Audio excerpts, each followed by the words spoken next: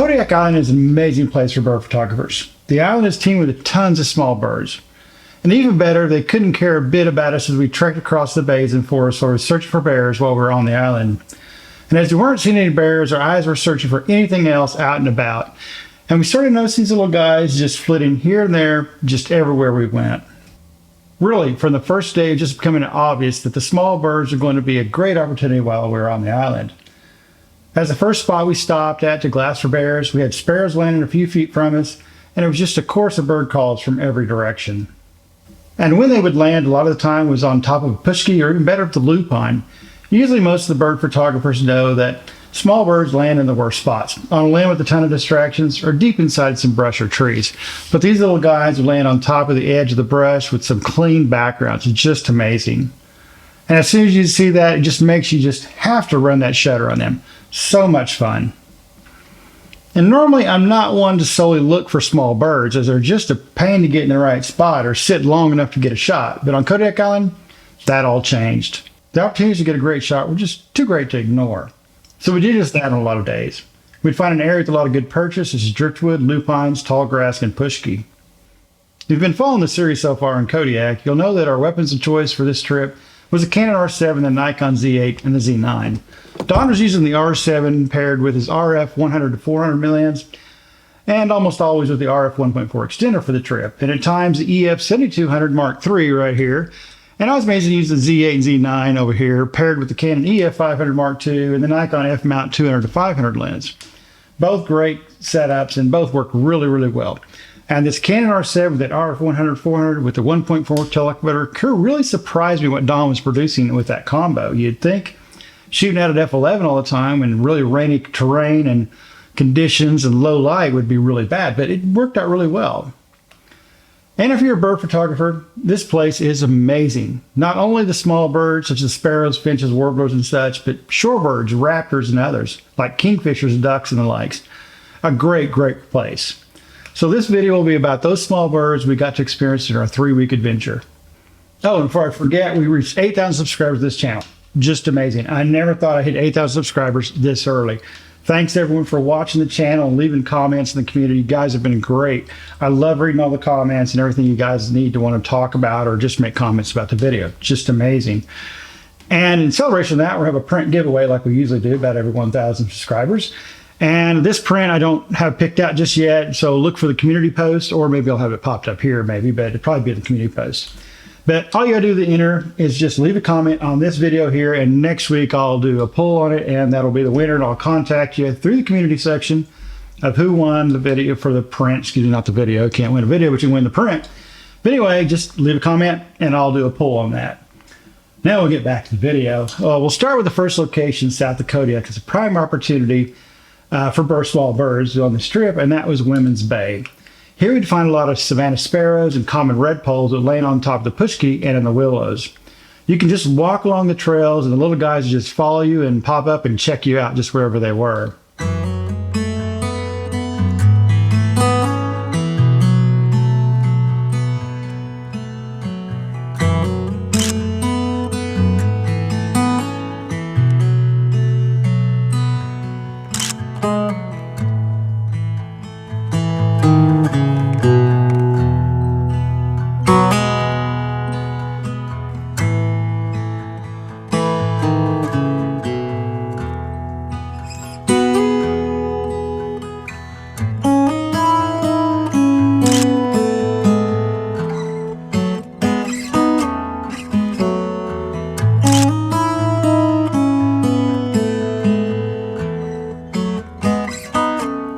Now, anywhere on the island you can find the small birds, and your best weapon is your ears, as you can identify the calls where they are coming from and just adjust your search accordingly and then watch for movement. The next spot was along Middle Bay, and here you'd find a lot of song sparrows along with the savannas. And these two birds are the most common on the island. They were just everywhere. The song sparrow would bounce around the rock along the shore and cliff faces that made for some cool compositions with the rocks.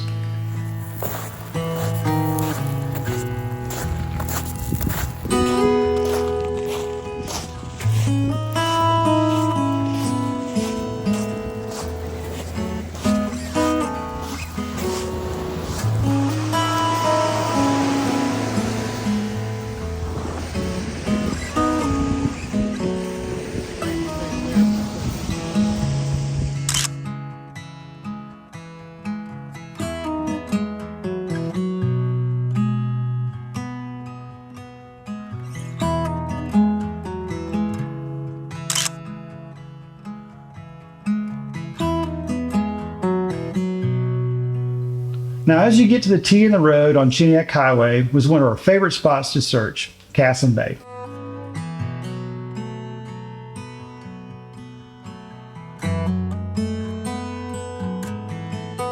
And why? Well, this. The Nuka lupine. This made the compositions incredible. This area had large fields of lupine, lots of moss-covered stumps and driftwood. Just a fantastic place to capture some amazing images. The Savannah sparrows love landing on top of these lupine the most. It was fun following these guys around and trying to get them on top of the lupine.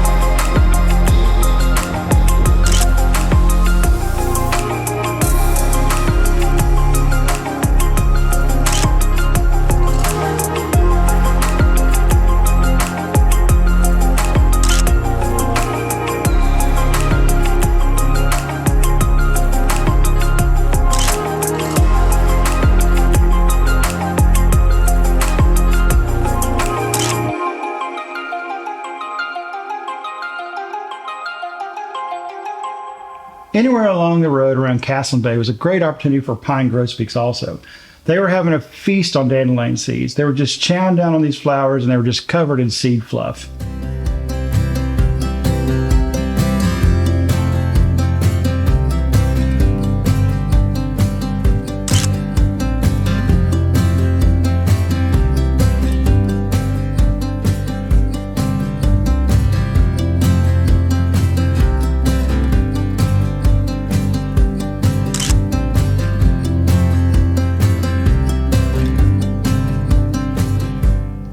And we got lucky and had one male perch and spruce with new pine growth in a background of the far mountains, making for a wild scene and composition.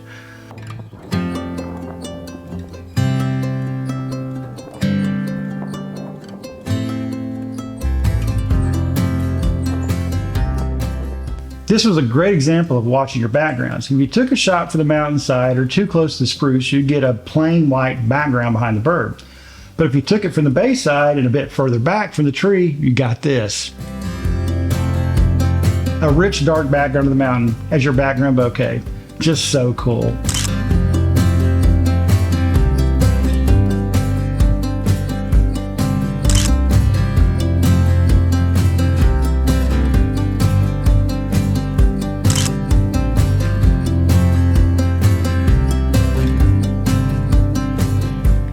Another great spot was the other direction of the T. Instead of going left, you go right down Pagashack Bay to Surfers Beach.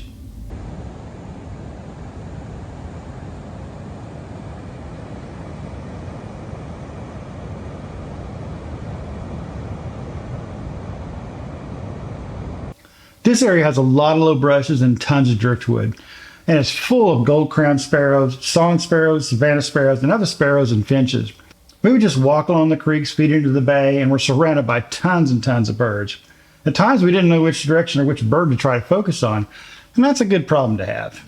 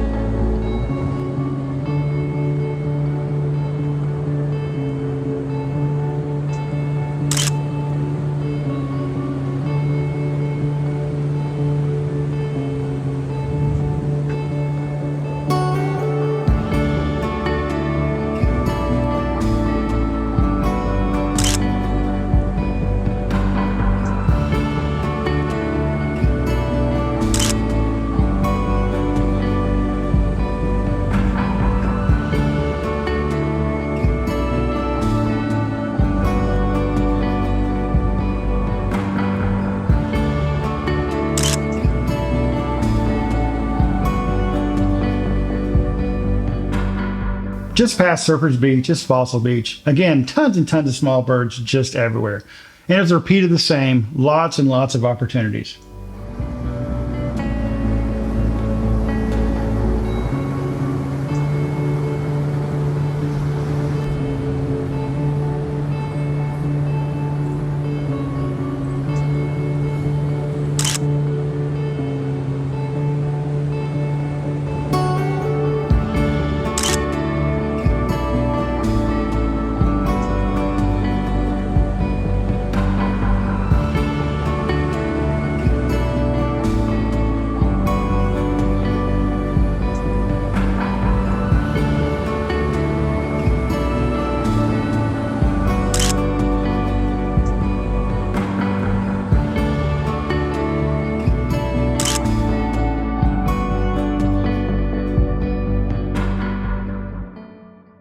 Just north of Fossil Beach is an area by Berry's Lagoon, and this is another great open field area with lots of lupine and driftwood with lots of small birds bouncing around.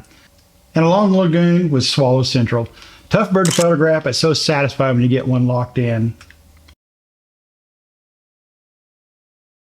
There are also a lot of thrush on the island, hermit and varied.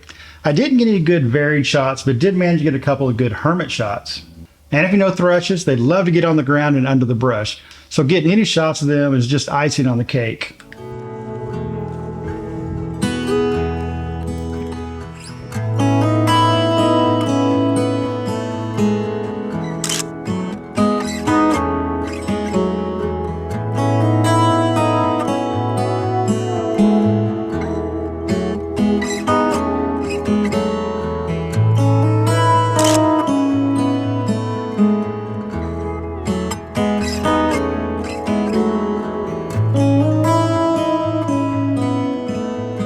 As I said earlier, anywhere on the island was a great place for small birds, but these places I talked about were some of the better spots that we found to search. Along with these spots, anywhere near the town of Kodiak, on the old abandoned docks, or the working docks, you can get great composition opportunities with the moss-covered wood pilings and concrete blocks.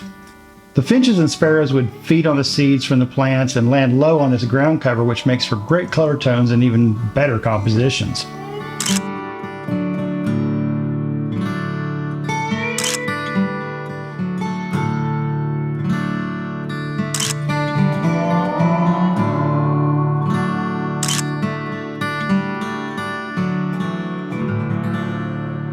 And this is just an amazing time photographing small birds. And normally, you'll have a lot of small birds around you darting here and there. But on Kodiak Island, these guys were numerous, and they like to land in close spots near you and on some really nice perches. So it just made for an amazing time to photograph small birds. Just incredible. If you're enjoying this video and you're enjoying the content on the channel so far, subscribe to the channel, like, comment, all those fun things. And if you want to help us out monetarily to help out do trips like this, or actually the bear Kodiak trick I took last week and this week when I was in Nome doing muskox, 2 videos coming very, very soon, think about becoming a member of the channel. It's as low as $1 and it just helps us make these trips and to get more gear like this to bring you for channels reviews and trips and photography stuff. But anyway, guys, thanks again for helping us hit 8,000 subscribers. And as always, get outside and go run that shutter.